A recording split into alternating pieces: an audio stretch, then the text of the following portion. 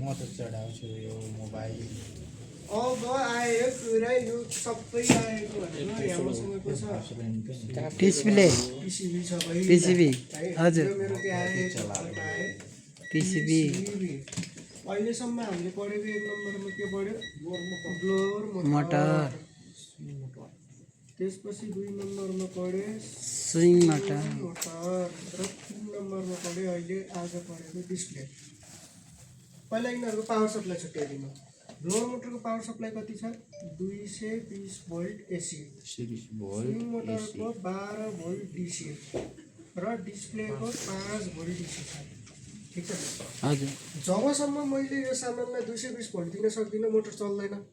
जबसम्म मैले swing मोटरलाई 12 volt दिन सक्दिनँ यो चल्दैन डिस्प्लेलाई 5 भोल्ट दिन सकिनँ भने यो चल्दैन अब आयो एक नम्बरमा मेरो ब्लोर मोटर एउटा केस हुन्छ 3 पोर्टवाला र अर्को केस हुन्छ 5 पोर्टवाला 3 पोर्टवालालाई चाहिँ चलाउने कसले हो भन्दाखेरि तपाईँको सेन्सरले कसलाई दिन्छ अप्टो कप्लर भन्नेलाई हजुर यो अप्टो कप्लरले कसलाई दिन्छ ट्रान्जिस्टरलाई अब बल्ल कसले पाउने यो मोटरले त्यसपछि बल्ल कसले पायो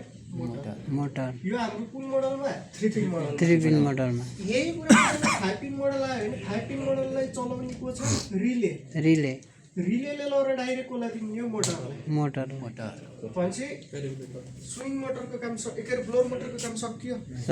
हेर्नु त ब्लोर मोटर पहिला आफूमा चेक गरेर जानु पर्यो हजुर यदि ब्लोर मोटर 3 पिन वाला छ भने पहिला सेन्सर चेक गर्नु पर्यो त्यसपछि अप्टो कप्लर चेक गर्नु पर्यो त्यसपछि ट्रान्जिस्टर चेक गर्नु पर्यो यति मात्रै एउटा फल्ट भइसकेको हुन्छ प्रब्लम सल्भ भइसक्यो अब आयो कुरा 5 पिन मोडल 5 पिन मोडल छ भने तपाईको के भयो रिलेले चलाउने हो त्यसलाई त्यति बेला रिले मात्र चेक गर्नु पर्यो हजुर है अब त्यसपछि आयो स्विङ मोटर आयो कि नै स्विङ मोटर भनेको कुन सेक्सनमा पर्यो लो भोल्टेज सेक्सनमा यो त मेरो हाई भोल्टेज सेक्सन भयो लो भोल्टेज सेक्सनमा 5 पिन 1 2 3 4 5 भनेको कसको लागि स्विङ मोटर सर माथि अलिकति गए रिले चेक गर्दा तलको दुईटा खुट्टा रिले चेक गर्दा त अब रिलेकै पहिला याद सम्झिनु पर्यो चारवटा खुट्टामा तलको दुईटामा रेजिस्टेन्स आउनु पर्यो रेजिस्टेन्समा भोल्टेज चढाउँदा माथि स्विचिङ हुनु पर्यो है अब आयो स्विङ मोटरलाई चलाउनु चाहिँ कसले ULN 2000 समथिङ लेखेको हुन्छ यसलाई मैले काट्टा लेखेँ ULNIC आउनु बित्तिकै त्यसको ड्राइभर स्विङ मोटरको ड्राइभर भनेको ULNIC यो ULNIC लाई दिने चाहिँ कसले हो भन्दाखेरि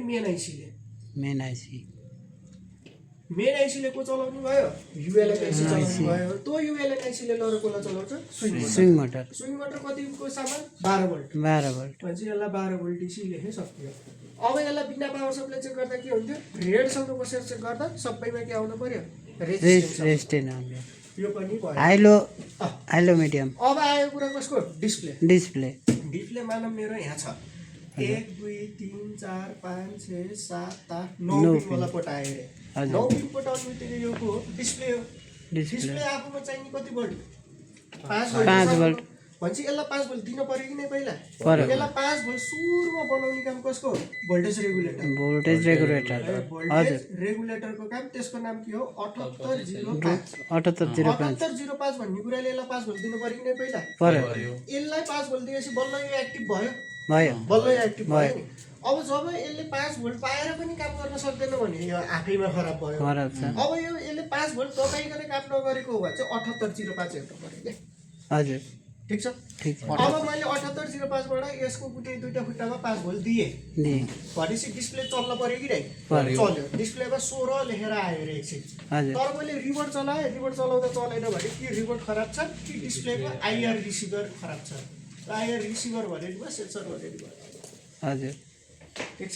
कोहीमा डाइरेक्ट आएको हुन्छ कोहीमा चाहिँ बीचमा क्यापेसिटर दिन्छ सर कुनमा अब त्यो 7805 भन्दा पछाडी 7805 ले त हुलुलै फाल्दियो सिधै तपाईले 7805 आएपछि यहाँ एउटा क्यापेसिटर हुन्छ क्यापेसिटरले फेरि यसलाई दिन्छ नि हजुर तपाईले सिधै यहीबाट चेक गरे हुन्छ क्यापेसिटर चेक गर्नु परेन के हजुर मेन 5 भोल्ट बनाएको कसले हो त्यसले देखायो कि नै भने डाइरेक्ट चेक गर्दै हजुर ठीक छ हजुर अब यसले 5 भोल्ट पाएपछि यो त तारबाट जाने हो डिस्प्लेमा आफ्नो चाहिँ अब 5 भोल्टको क्यापेसिटर हुन्छ के बल्ल यहाँ चेक गरे मैले डाइरेक्ट हजुर तपाईले 5 भोल्ट नाप्नको लागि तीनटा ठाउँको हुन्छ एउटा 7805 ले 5 भोल्ट फालेको छैन हजुर एउटा 7805 ले फालेको यो दुईटा पिन मध्येमा 5 भोल्ट आयो कि नै अर्को कुरा भनेको डिस्प्लेको प्यानलमा भएको क्यापेसिटरमा 5 भोल्ट छ कि नै हजुर यति तिनवटा ठाउँमा चेक गरेपछि डिस्प्लेले 5 भोल्ट पाएन थाहा भयो डिस्प्लेले 5 भोल्ट पाइसकेपछि अब के कुरा हुन्छ यहाँ भन्दाखेरि यो बाइकी पिन छ नि हजुर यो बाइकी पिनको काम के हुन्छ जस्तै मेरो एउटा सेन्सर ब्लोअर मोटर बिग्रियो अरे हजुर ब्लोअर मोटर घुम्ने बेलामा के भयो एकदम छिटो घुम्यो अथवा भने जस्तो स्पिडमा घुमेन भने अब यो ब्लोअर मोटरको सेन्सरले जुन यो सेन्सरले डाटा पढ्छ नि यो सेन्सरको डाटा यो बाटो हुँदै गएर डिस्प्लेमा जान्छ डिस्प्लेमा गएर E3 भनेर आयो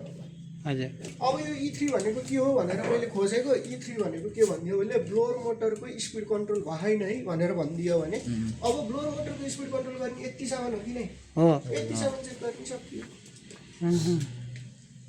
अब डिस्प्लेको एउटा फाइदा भनेको के छ भन्दा डिस्प्लेमा इरर कोड आउँछ हजुर त्यो इरर कोड अनुसार हामीले कुन सामान बिग्रियो भनेर फ्याक्ट पत्ता लगाउन सक्छौँ पत्ता लाग्छ